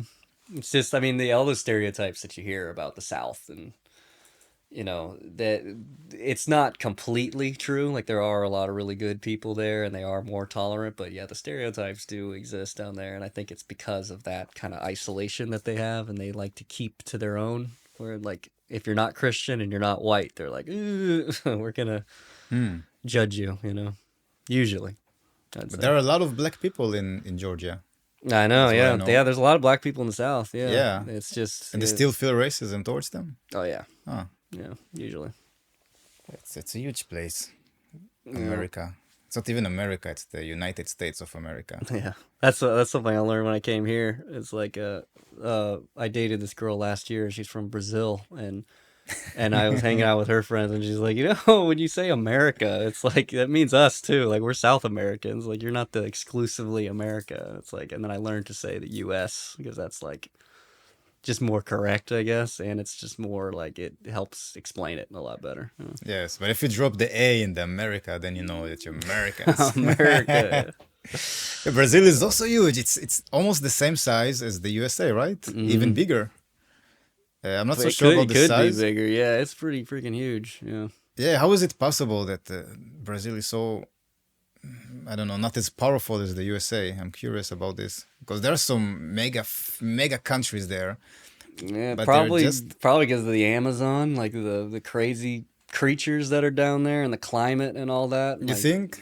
I'm just guessing, maybe, or maybe their political system got I screwed think- up somehow I think this early also on. might be. Yeah. Because my girlfriend, or my ex-girlfriend, she was saying, like, 'cause she's really into politics, and I was learning more about Brazilian politics. Like, I learned about Lula and Bolsonaro and all these people, and she was telling me, she's like, usually we follow the U.S., and it's like, we kind of are right on the not the back burner, but we're influenced by the U.S., and so they do have a system similar to ours, and it's like they tend to elect people that are similar to us, and it's like they have kind of the same ideology. It's just Brazilian. It's just a different world. Yeah, maybe the world is kind of divided into the USA and Russia. Yeah, That's what I On think. China. Or China. It's kind of the same, Russia and China. yeah, a little bit. Not the Communism, same, huh? but yeah. Yeah, For me, as Israeli, it's very much influenced by American culture. yeah, So we had almost all the TV shows that were in America. yeah. It's the same, basically. I think Israel is a state of America in the Middle East. Yeah. That's what I believe it is. But then if you go to Syria, they're heavily influenced by Russians. So all the yeah? culture goes like Russian cultures. You have a lot of Russian people in Syria, Okay. relatively to the population, of course, and they are anti-Americans, of course. It's Yeah. like the other side of the Cold War. Yeah. It's so strange, this world, man. The more I go further from where I live, the more I understand where I'm coming from. Oh yeah. Yeah, that's probably the best thing about coming to Berlin is, meeting so many different people, learning about all these different cultures, because especially as an American, you're just so isolated. You're so, like, hardly anybody ever travels. And if they Yeah. do, they travel within the U.S. or they go to Mexico to, like, a tourist place like Cabo or Cancun or something. And they never actually go anywhere or live anywhere. They might go to Paris for a week or something, but they don't really experience it like I'm experiencing now living here. Yeah, most of Americans have no passports. I know. They Like, don't need it. A lot of my friends, a lot of my friends I grew up with too. Like, a couple of them will have only been to Las Vegas. It's like, that's it. Like, Las Vegas and Tijuana, and it's like, yep, that's pretty much it. It's like, holy crap. Yeah, there's so much to do in the USA. I really love the nature in California. Yeah. This is something that it was so hard for me to go away from this. The nature for me, it's the perfect nature. When you have mountains that breaks to the ocean. Yeah. Did cannot Big be Sur? better. Did you go to Big Sur or Sequoia National Forest? Yeah, I've been there as well, yeah. Yeah, the Sequoia Sequoia's blew my incredible. mind. Yeah, that's how big and old the trees are. It's like you can basically do a concert in the trunk of a tree. It's like that big. It's literally like bigger than this room here. It's so Yeah, crazy. they're old and they're tall, man. Wow. It's like you're walking in an alien place. I never seen anything like that. Yeah. But the whole nature is the water. I don't remember the name of this river, but the water there was so clear. You did not knew how deep the water are because you just seen everything. No. You could see the stones, and it looked like that's it. You have, I don't know, 2 centimeters of water. Well, that had to be in Northern California, right? Yeah. Yeah, definitely. Southern California, I wouldn't say the rivers are very clear down there. Yeah, it's more in the remote places where you have more nature than people. Yeah, and they have so much rainfall up there too, so it's constantly recycling everything. Whereas down in LA, yeah, we get maybe March will rain and that's it. Where it's like, oh, we might have like 4 or 5 days of rain, but then that's it. The whole rest of the year, you might have one day in April or one day in September or something like that. But it's Does it even get cold there in January? cold compared to like from whose perspective? From summer's perspective in Los Angeles. Because I mean, if you talk to like a Russian or a Swiss person, it doesn't get cold at all, you know. But if you talk to somebody who's from Brazil or somewhere like that, it's like, oh yeah, it gets cold, but it doesn't. It never snows. It snowed once in my whole life. It's kind of cool. I saw snow in like the palm trees. That was pretty unique. Oh wow! Yeah, but that was Heavy a snow. freak. Was it white all over? It was like a light powder that kind of hit. You know, it only lasted for maybe 30 minutes or something, and then it was just cool. I drove up into the mountains to look at it, and I was like, "Whoa! There's a palm tree with snow on it. God, Like this that's is so cool. Yeah, that's so cool. What are the odds that you will see that? But it doesn't get below 0 usually. It's Not not freezing. usually, no. I mean, it gets cold in like January or around Christmas, but not bitter cold. You know, you don't have to wear long underwear and gloves and all that. You can just get by with a coat and scarf. You know. Yeah, in the north it gets pretty intense. Yeah, at north- night. yeah, it was north, So cold. yeah, I had two sleeping bags. If not, I would just die there. I think. Yeah. Yeah, and then you get up into the other states like North Dakota and Michigan. It's like, oh my, you're gonna definitely die. It's the border with Canada, right? Yeah. Yeah. Yeah, that's ridiculous. Yeah, Canada is extreme. I think it's the most populated extreme place that people are living weather-wise. Well, I don't know how people even manage to create communities in those cold places. But it's not just cold; you also have darkness for half a year. yeah, I couldn't deal with that. I couldn't even deal with the rain in Portland, Oregon. Like Portland's pretty far north, right on the border of Washington, and I went up there and I was like, this is perfect for my time in my life because I just want to be a hermit and lock myself in my apartment, so I don't really need to go outside. But I noticed after about 6 months of like very little sunshine, like I'd say 90% of the time it's like this. It's Yeah. can't see blue sky, you can't really see the sun. It's just like a layer of white over you, of overcast. And I was like, this is starting to get to me. Like I'm starting to become depressed. I'm starting to become like, I got to see the sun. I've got to go out. The body starts to hurt when there is not enough sun. Yeah, it made me. It was just a weird story. I got heat rash because of that. I was in Portland for like 5 months, and then my ex-girlfriend, she graduated college, and she was like part of my group of friends, and she was like, "Hey, I'm going to Las Vegas to celebrate my graduation, so come meet me there in Vegas." And I was like, "Okay, cool." And I went to Vegas, shaved my beard and kind of cut my dreads and went to Vegas, but I was like a vampire. I mean, I've got vampire skin anyway. Like I don't tan at all, and I just burn.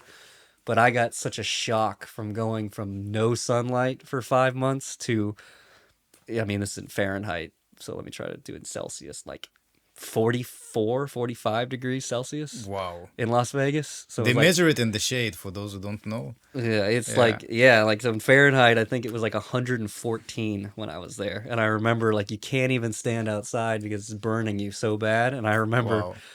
hanging out by the pool and drinking, but I couldn't last for very long. And then after the first night, I was like, my body, like, what is going on? I'm itching everywhere. Like, this is really strange. And then I took my shirt off and I had hives that broke out on my back and my neck and my chest. And I was like, what the fuck is happening to me? Well, And- what was it on your back and your chest? Hives, like red dots, red splotches that were like this. Because They're, of the burn from the sun. just the shock of the heat. shock. Yeah, because I didn't actually get sunburn. Like blisters? Or No, it's more of like a rash. Kind of. Alright. Yeah. So I was kind of freaking out. I was like, I don't know what the hell this is. And I was just so young and didn't understand drastic climate changes. And so then I ended up having to go to the hospital for it. And I was like, I went to the hospital and they're like, oh yeah, like where have you been living? And I was like, I was in Oregon like for the last 6 months. And it was like, oh yeah, you didn't see much sun up there, did you? And I was like, no.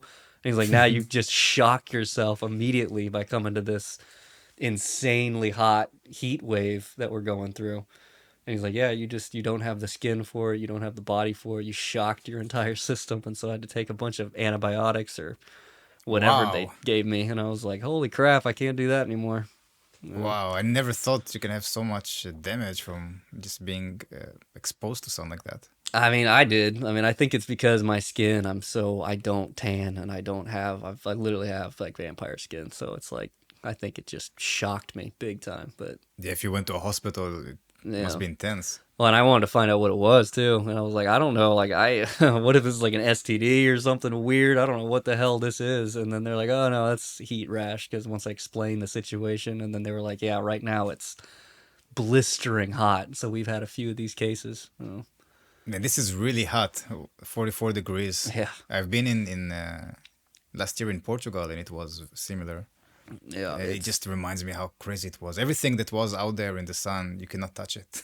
Yeah, it's like, yeah. And like going to Las Vegas too, you get in your car and your whole car burns your skin off because it's all metal. You can't touch your steering wheel. It's like, okay, I have to just sit here for like 10 minutes before I can even touch anything. It's also very dry there, right? It's not humid. Oh, no, there's no. Yeah. It's all, yeah, it just burns your skin off. And slowly you get dehydrated as well without even noticing. Yeah. Just the wind takes away your water from your body. Yeah, it's not like Georgia or Texas where you're sweating constantly because of the humidity, It's that wet heat, Yes. tropical heat. And this is worse, I think, for me. I cannot. Yeah, I don't go like with that. I it. get more uncomfortable with humidity. Yeah, I'd rather drink a lot of water and not pee than just being sticky the whole day. Yeah. Yeah, that shit sucks. And then you come to Berlin after living in California the whole time. And how do you manage this when you have shorter days and you have less light? And I also like in it. summer, it can be not so summery here. I was surprised at how hot it got here, actually. I was expecting it to be pretty cold, relatively cold in the summer, and then it could get up to, 32 or something, or 34 one time I saw it. Yeah, this summer was quite hot. Yeah, and it's like, I mean, like I said, I'm a vampire, so I like indoors, I like darkness, I like cold weather, so. Oh, so it's good for Yeah, you. so I like it here. That's why everybody's like, you moved from California to Berlin, like, what's wrong with you? And I was like, I don't really like the sun. I don't really like that whole beach surfer vibe either, so. And you feel better, like you find your, I don't know, your synchronicity with the world when you're in colder places. Mm-hmm. Yeah, I like it a lot better. I Nice. like wearing clothes too. I don't really like just wearing a shirt and t-shirt or a shirt and shorts. I like wearing longer sleeves and coats and stuff. So What is it about it that you like? I don't know. I just like it. The vibe. Yeah, I just like it. Well, yeah, but it was pretty crazy with the whole sun going down so early and then so late in the summer, where I'm like, holy crap, it's like Yeah. 10 p.m. right now and the sun is still out. This is really Yeah. weird. Yeah, it can fuck you up if you're not used to it. Yeah. I worked when I just came to Berlin like 6 years ago. I worked in Austria in a food like a street food market, Well, and we started to work quite early, like 8, 9. We were already there setting everything up. It was mostly like frying stuff and some burgers and those stuff. And you work like crazy. And for me, when I just came from Israel, I know like around 6, 7-ish, sun starts to goes down and the day is over. yeah. But man, I keep on working and I know time is passing by. I feel it, but the sun is still up there. And it's not like about to go down. It's fucking up there. You feel it. And I'm Like, thinking, is what something the broken? What's going on here? it really fucked me up. My whole system, it's like, what is going on here? We need to rest now. But there is still sun, so we cannot rest. Yeah. I have energy still. And the opposite happens to me in winter.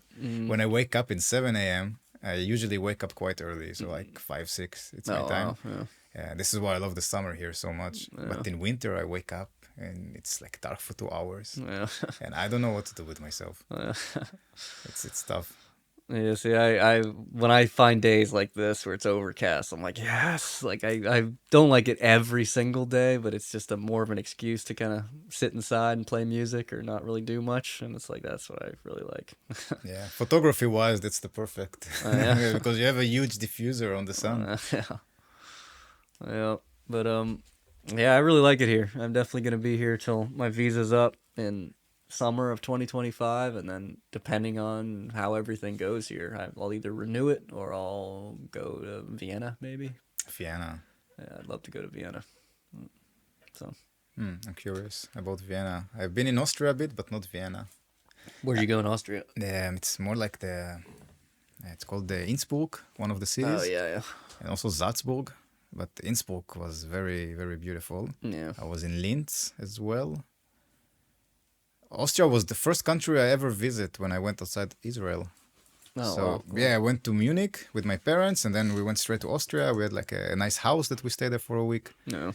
and that really blew my mind. Yeah. All of a sudden, to be aware of the Alps, you know, and you Yeah. go there and you go like 200 meters up, and you see this huge landscape in front of you. Just Yeah. the whole world is opening up, and for me, I feel really home when I'm somewhere really high and I can see. Yeah, around me too. That's why I don't really like the beach so much. I feel like the beach, you're like so exposed and so low with everything, and it's like if there's any kind of natural disaster, you're toast. That's why like Florida's gonna be underwater, Venice is gonna be underwater, and it's like I feel a lot more comfortable higher up and way above everything. It seems Yeah. like and like the air is crisper too. It's Yeah, so yeah. well, And just it's not boring because mountains, they have their way of being, yeah. and they look very different in different spots. And yeah, I love mountains. So have you ever been to Colorado? You seen the Rockies? No, I wanted to go to Colorado when I was there, but I did Yeah. not had so much time. That's the closest I would say to the Alps. It's huge mountains, really, really cool valleys. They got some awesome stuff in Colorado. There is a lot of nature as well. Yeah. In cousins live California, there. what I did not like that everywhere there is someone. Yeah. No matter where you go, it belongs to someone. Yeah. Yeah. Yeah, there's a lot of room in the US. God bless America. So, what are your plans for your music? How are you going to? What are you going to do? That's the question. I'm going to. I've got a show that I'm playing, small living room concert show. That's it's just me and a quartet, or not a quartet. It's just me and a cellist and a violinist, and so I'm talking to some people right now, and I'm gonna play like 6 or 7 songs, and then I'm just gonna start finding more and more musicians and start getting more venues that I can play at. Hopefully, find other artists that sound similar to me, and then I want to start producing my own shows, like rent out a theater and then get me and then maybe 2 other artists to perform with me, but basically run the whole thing myself, like make all the divide the profit between us 3 artists, but really promote the thing myself or work with a team to try to do it. And I just want to get more into bigger theatrical performances where I can build my ensemble and maybe have 12 or 15 musicians on stage and try to build my orchestra. Yeah, I think there is a place for this here in Berlin. Yeah, I've seen a few places. That's the other thing. I need to scout out some more places and talk to more people that know venues. And like I said, I need to get a manager. If I can get a manager to help me just kind of work the business side of my career, that's going to help a lot. So I have some people that I'm going to contact. So Any managers? Any managers in the audience? yeah, yes, please. Let us know, managers. Yeah. Hopefully, you're good managers. We will check it out. Yeah, anything, because I've only found a few companies here in Berlin that can do it. And I haven't emailed them yet, but I have a feeling I'm going to have to email them like 3 or 5 times for them to actually get back to me. So Yeah, usually it's like that. yeah, The first email goes to shit, and then the follow-ups. This is what actually Yeah. makes stuff moving. yeah, that's what a few people told me about venues here too. Where my buddy David Soiza, he plays a jazz band like similar to mine, where he composes everything, but it's jazz oriented, and he plays the vibraphone. And I was asking him like, how do you rent out these places, or do you make any money, and how do you find these places? He's like, you just have to email 500,000 people all the Yeah. time, and then maybe you'll get a few responses, and then they'll let you come play their venue. And then sometimes you'll get paid, other times you have to sell tickets yourself. And so Yeah. yeah, I'm just kind of learning how it all is working here. It's pretty similar to LA, but LA it's a lot more like you have to pay to play everywhere. You have to pay to play. Yes, yeah. So it's even worse than you get paid for as exposure or something You, like that. you hardly ever get paid. Like Wow. when I was How in much my, do you pay when you have to pay? Well, do you know the Sunset Strip? Yeah. Yeah, so it's got the Viper Room, it's got Whiskey A Go Go, House of Blues is gone now, but all the really big popular venues are on that one strip. And so if you want to deal with them, you have to go through, there's like 2 or 3 promoters that all work those venues. And so you hook up with one of them and they go, okay, we're going to get you a spot. First of all, it's almost impossible to get a Friday night or a Saturday night. That's like, you have to really work your way up to that. So usually they'll give you a Monday night or a Wednesday or something. And they'll be like, okay, you have to pay us $250 for the privilege of being on stage.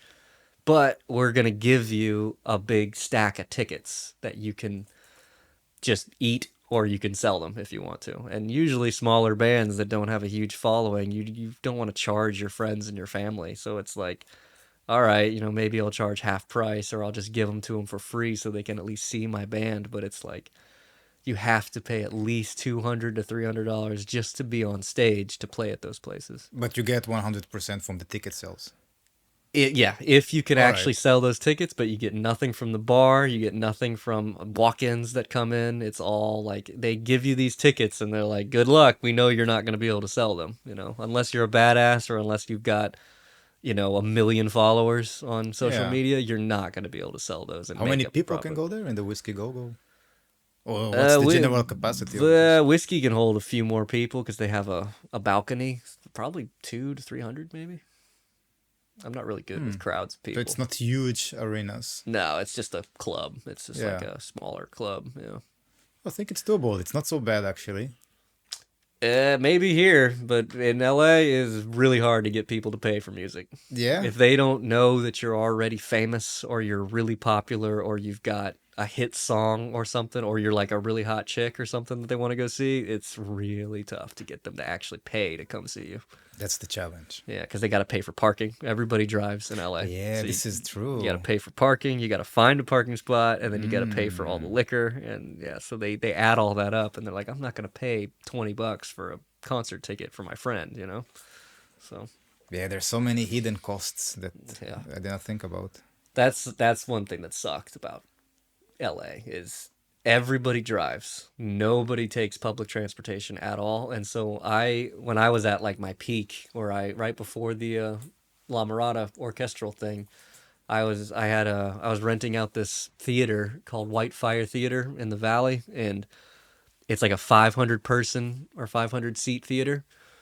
And I rented out the whole place for the whole day, so I get the whole run of the place. I get to take my time, set everything up, and then I made my own tickets, and I was like, okay, I'm gonna get people to come here. And then as I was selling all the tickets, I noticed everybody was contacting me. They're like, how's the parking there? And I was like, oh shit, I didn't even think about that. And then I went to the venue and checked it out, and I was like, the parking is terrible. There's like nothing on the street. There's no lots you can go into. And I was shit. like, oh man, how do I tell everybody this? And I figured out a way to say it to where it didn't, discourage them or disgruntle them. And I was like, yeah, parking's rough, so you're going to want to have to carpool with as many people as possible. But that's something that really sucks about Hollywood and LA.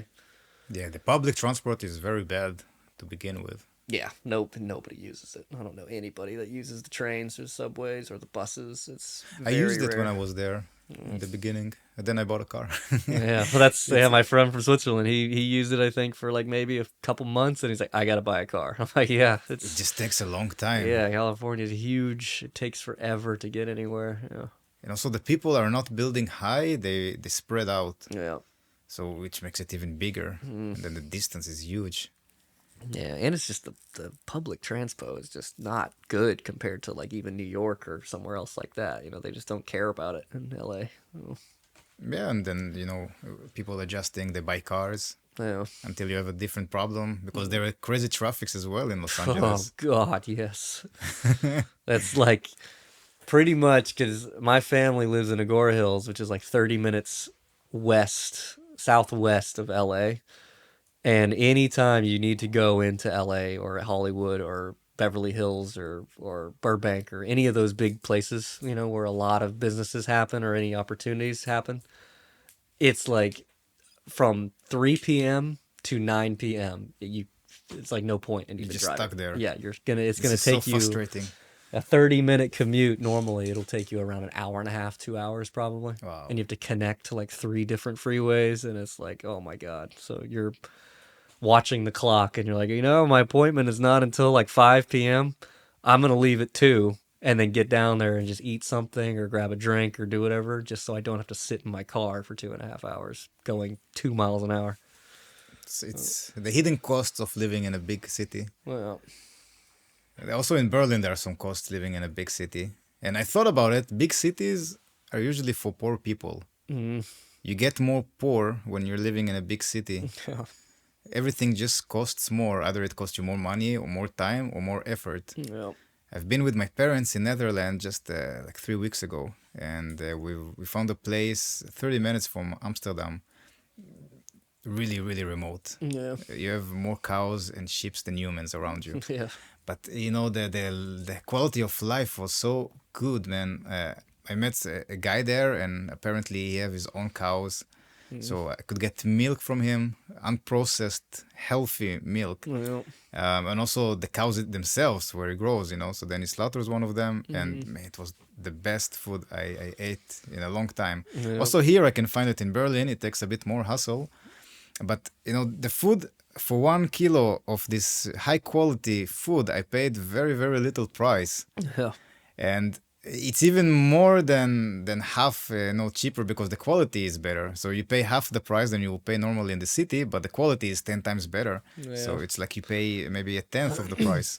Oh, yeah, and they have to import it usually, and it's all Yeah. those costs of getting it to the city, and it's Exactly.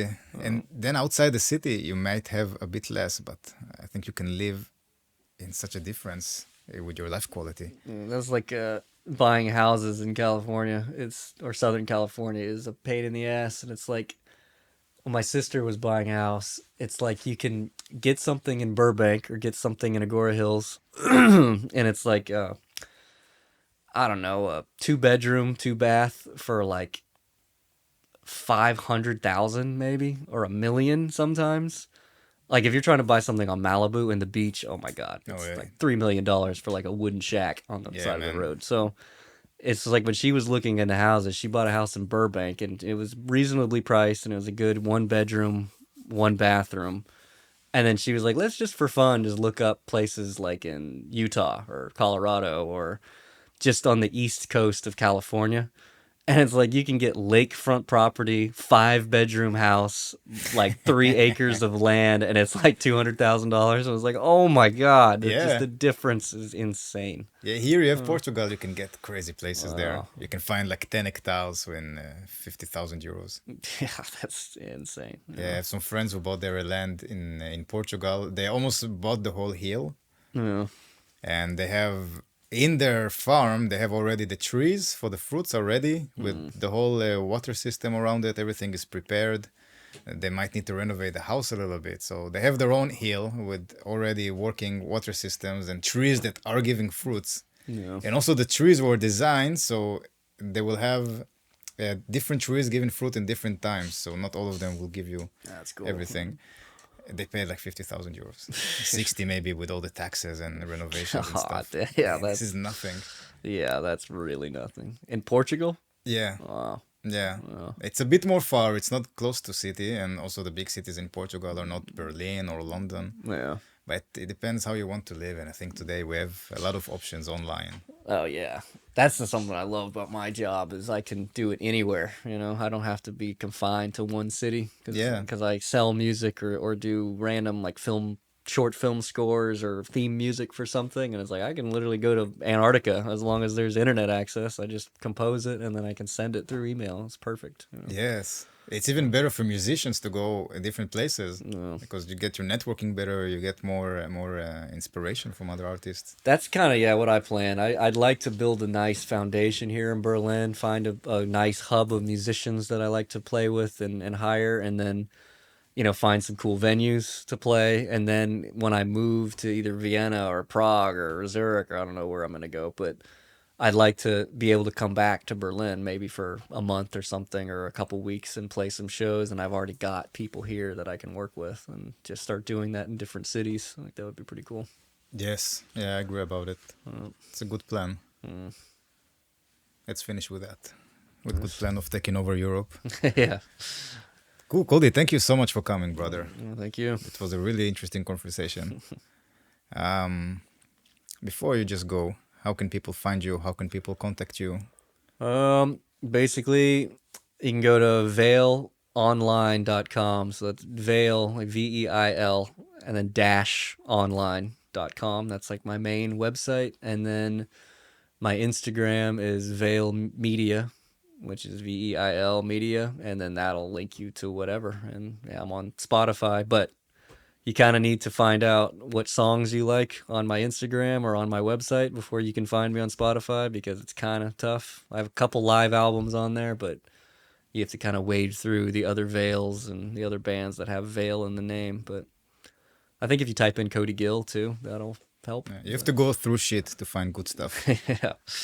Yeah, you got to work to find my stuff. So Yeah, I'll also put link to your Spotify, so if everyone hears it right now, they can get all the shit away. We did it for you. We went through the shit so you can get the gold. Nice. Yeah, and all the stuff I've done, that's all old music. It's like before the pandemic, pretty much after the La Mirada orchestral thing. I wanted to reinvent my whole sound and go in that different direction. So all this music that I played today and all the stuff that's on Spotify and my Instagram, it's all like old. I'm working on new stuff now. That's going to be really exciting and really cool. So Hell yes. Any estimation when you're going to release it? I'll probably release like instrumental singles first, so hopefully by the end of this year or early next year, and then I'm going to start working on bigger stuff with lyrics and bigger ensembles, and next year definitely, for sure. Cool, man. Much luck with that, brother. Yeah, thanks. Bye, people.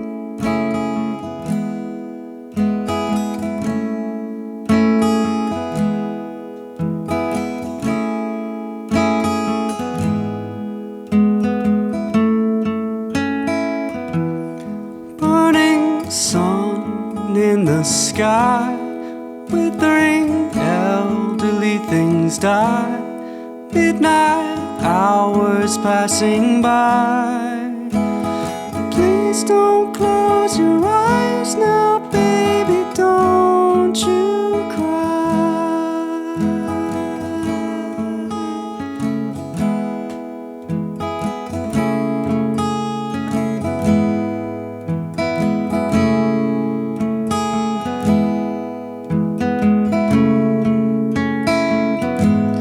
Sing a song, fall asleep.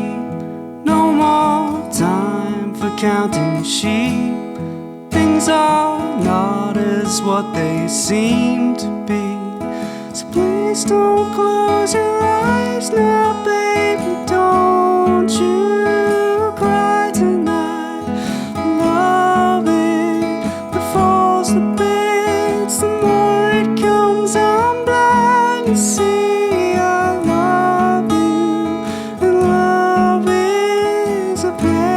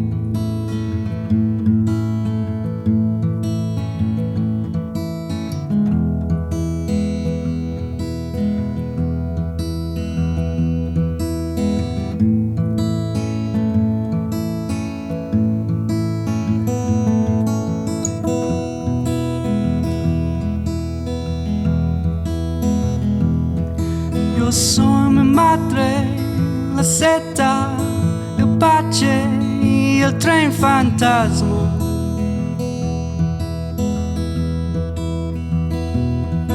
Io sono mio padre, mio perro, mio coche, il migliore nemico. Porque no puedo vivir en perfecta armonía con mi reposo y algodón dulce del sol. Ay caramba.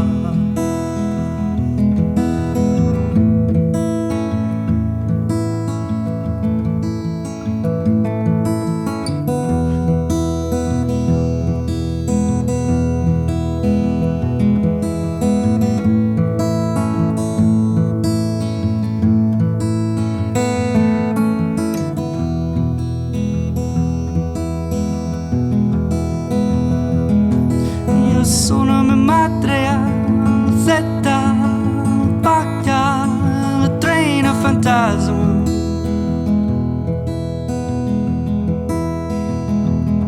Io sono mio padre, lo pongo, il crollo, il piore nemico. Perché non posso vivere in perfetta armonia con fale io dove il dolce del sol. Oh mamma mia.